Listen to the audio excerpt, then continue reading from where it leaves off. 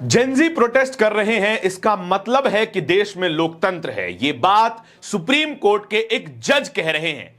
Justice S Muralidhar का यह बयान अब खूब वायरल हो रहा है। लोग तारीफें कर रहे हैं कि ऐसे जज होने चाहिए जो अभिव्यक्ति की आजादी, प्रोटेस्ट की आजादी और सरकार के क्रिटिसिज्म के पक्ष में खड़े हुए नजर आते हैं। एस मुरलीधर ने यह भी कहा है कि सरकार के क्रिटिसिज्म को क्रिमिनलाइज नहीं किया जाना चाहिए और अदालतों को कानून का गलत इस्तेमाल होने से रोकना चाहिए। यह बात सुप्रीम कोर्ट के जज कह रहे हैं, जिस सुप्रीम कोर्ट ने कहा था कि हमारे पास वक्त नहीं है ये वीडियोस देखने का जिनमें छात्र पीटे जा रहे हैं, सर फोड़े जा रहे हैं, महिलाओं को, लड़कियों को हरास किया जा रहा है।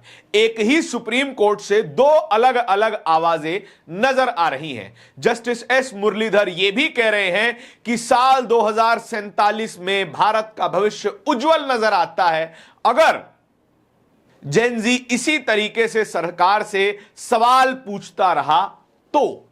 एस मुरलीधर की कहानी लंबी है और इनका बयान कितना जरूरी है, क्यों जरूरी है, थोड़ा विस्तार से समझाने की कोशिश करता हूं। जस्टिस एस मुरलीधर ने एक कार्यक्रम के दौरान लंबा चौड़ा बयान दिया। यह बयान जेनजी के समर्थन में नजर आ रहा है, उन लोगों के समर्थन में नजर आ रहा है जो सरकार से सवाल पूछ रहे हैं। जस्टिस एस मुरलीधर ने कहा कि साल 2037 तक भारत का भविष्य उज्जवल होगा अगर भारत के युवाओं ने इसी तरीके से सवाल पूछना जारी रखा और सवाल पूछना, क्रिटिसिज्म करने को क्रिमिनलाइज नहीं किया जाना चाहिए, कानून का डर नहीं दिखाया जाना चाहिए, एफआईआर वगैरह जैसी चीजें नहीं की जानी चाहिए और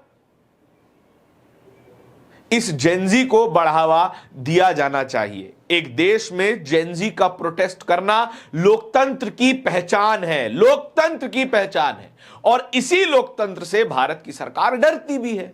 लोकतंत्र होगा तो सरकारें बनाई जाएंगी जनता के द्वारा और जनता के लिए काम करने वाली सरकारें बनाई जाएंगी। लिहाजा क्रिटिसिज्म भी होगा जब काम जनता के हिसाब का नहीं होगा और जब क्रिटिसिज्म होगा और सरकारें बदली जाने की भी संभावनाएं बनी रहेंगी और इसी बात से हर राजनेता को डर लगता है। और यह बात जब एक ऐसे जज के मुंह से आ रही हो जो जज देश में ही नहीं दुनिया भर में सम्मानित हो। यूनाइटेड नेशंस ने भी एस मुरलीधर को अपनी ह्यूमन राइट्स कमीशन में शामिल किया था। गाजा पर बनी एक इन्वेस्टिगेशन कमिटी में एस मुरलीधर चेयरमैन के तौर पर काम कर रहे थे।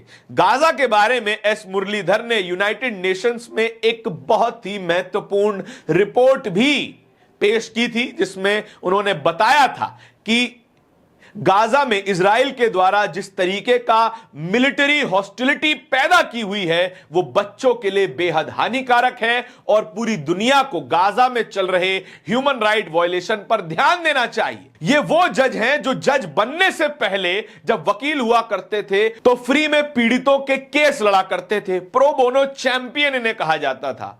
उसमें बड़े मेजर केसेस भी शामिल हैं। भोपाल गैस ट्रेजेडी के विक्टिम्स का केस भी इन्होंने ही लड़ा। नर्मदा डैम प्रोजेक्ट में जिन लोगों को विस्थापित किया गया उनका केस भी एस मुरलीधर ने ही लड़ा था। और जब एस मुरलीधर ये बात कह रहे हों तो सरकार के कानों तक ये बात पहुंचनी चाहिए कि कौन कौन किस स्तर का व्यक्ति जेनजी के समर्थन में खड़ा हुआ है। जेनजी को इग्नोर करना मुश्किल ही नहीं नामुमकिन बनता जा रहा है। जहां जहां जेनजी पर सवाल उठाए जाएंगे तहां तहां उनके लिए समर्थन पैदा होता चला जाएगा। यह तो जेनजी नहीं है, मिलेनियल भी नहीं है, बूमर भी नहीं है, यह तो उससे भी पहले की जनरेशन है।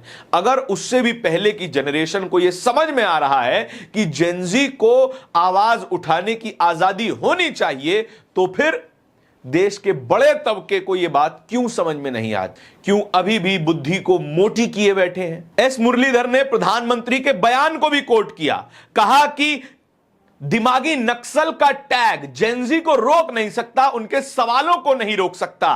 सीधे तौर पर एक जज प्रधानमंत्री के बयान को गैर जिम्मेदाराना बता रहा है। सौरभ दास ने भी एस मुरलीधर के इस बयान को पोस्ट किया है। क्या लिखा है जरा ध्यान से सुनिए। A truly independent judge, a chief justice of India we deserve but were denied.